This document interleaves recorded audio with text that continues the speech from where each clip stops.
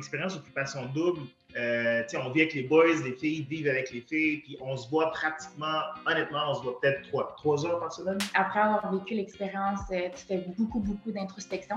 Fait que tu deviens la meilleure version de toi-même, en fait. Salut, ça va bien?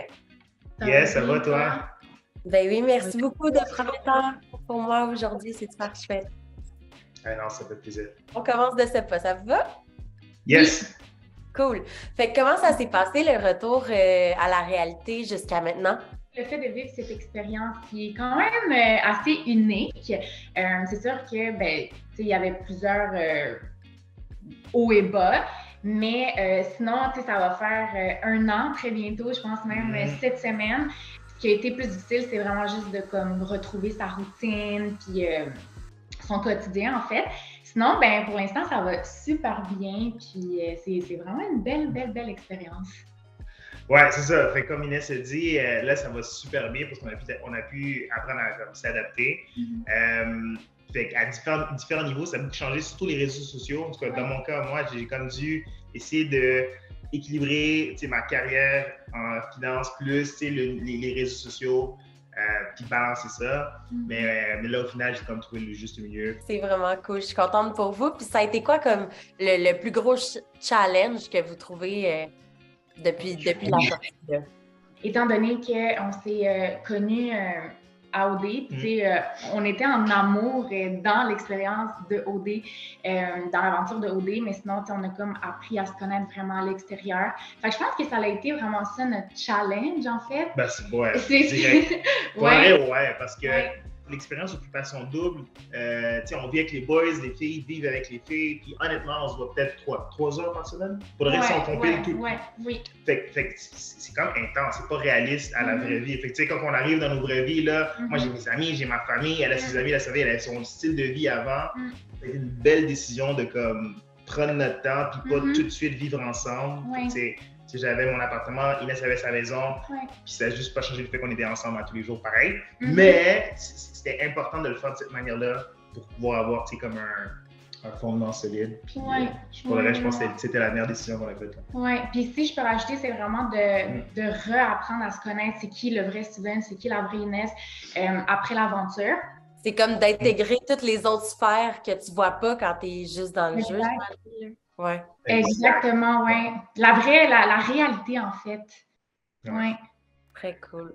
Puis la victoire à OD, ça vous a apporté quoi, mis à part les prix que bien sûr vous avez eus? My God!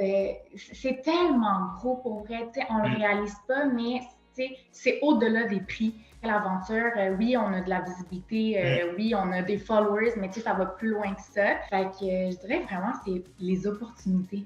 Puis, on a tous ces beaux souvenirs, on s'est rencontrés dans une télé-réalité, on a des belles images HD de nos premiers rapprochements, comment on s'est rencontrés, les beaux souvenirs qu'on a vécu ensemble. Puis même du côté personnel, même moi, être le premier noir qui gagne une télé-réalité au Québec, mais où est-ce que tu trouves l'amour, ça change une vie. C'est aussi beaucoup de développement personnel.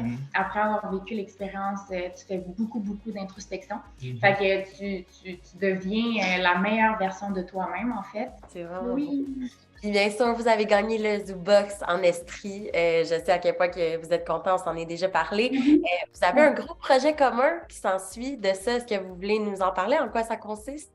Ouais! Donc, Inès et moi, on voulait se lancer dans un parc immobilier de chalets locatifs. Fait qu'on veut continuer dans les micro-chalets ensemble. La beauté du chalet, c'est Inès qui passe au conseil. Fait qu'elle est en train de tout designer le Zoobox, qui va être super beau. On a hâte de le présenter. Mais là, on travaille pour avoir peut-être 2 nouveaux chalets. Fait qu'on est en négociation en ce moment avec des développeurs. Mais là, on ne peut pas donner plus de détails parce que c'est comme tout en processus. On ne sait pas encore, on est en train de regarder. Félicitations, même si ce n'est pas encore fait. Puis, c'est ça, on a parlé il y a quelques minutes que vous avez décidé de ne pas emménager ensemble pour le moment. Est-ce que vous avez des projets de ce côté-là éventuellement? On était supposé de le faire comme tout récemment. Là, il y a eu des changements de mon côté au niveau de ma carrière professionnelle. J'ai comme eu une nouvelle opportunité pour la job. Fait là, je vais peut-être me déplacer un peu plus vers la rive sud. Puis, on a décidé de le continuer encore une fois, parce que je vais avoir ma place, Inès va avoir sa place. Puis, ça va super bien aussi. Puis, ce qui est le fun, c'est qu'on peut se le permettre. Fait que, tu sais, tant mieux. Puis, il y a tellement d'avantages là-dessus. Là. Tu sais, moi, je travaille de la maison. Inès aussi travaille de la maison. Fait qu'on est tout le temps chez nous. Fait qu'on va continuer avec cette stratégie-là pour les prochains mois, peut-être prochaine année. Puis, on va reconsidérer par l'après pour notre stratégie. Oui. On reçoit vraiment souvent cette question. Ben, tu sais, ça surprend quand même les gens qu'on n'habite pas ensemble. Puis je pense que, tu sais, en tant que couple, tout le monde est différent, tout le monde fonctionne d'une façon différente. Il y a du monde qui vont déménager rapidement ensemble, il y a du monde qui vont vraiment prendre leur temps. Fait que nous, on prend vraiment justement notre temps. On veut tellement préserver notre relation, on veut tellement que ça fonctionne que on priorise en fait le fait qu'on prend vraiment le temps. Puis tu sais, il n'y a rien qui presse. On est vraiment tout le temps ensemble. J'ai mon chez moi, il a son chez lui. Puis ce que je trouve le fun en fait, c'est que tu sais, quand je veux changer d'environnement, justement, je vais chez lui. Quand il veut changer d'environnement, il vient chez moi. Puis quand les deux, on veut notre bulle, parce que oui, ça arrive qu'on veut notre bulle chacun de notre côté, ben tu sais, on se sépare, puis tu sais, on se retrouve après. Fait que je trouve que c'est formidable. C'est notre façon de faire là, pour l'instant. 100%. Puis là, c'est sûr, bon, c'est une grande question, mais est-ce que vous aimeriez fonder une famille éventuellement? Ben oui, of course, c'est ça que c'est de nos plans. On partage ces valeurs-là, moi et Inès, mais comme tu peux le voir, on y va tranquillement pour sûrement avoir de quoi de solide.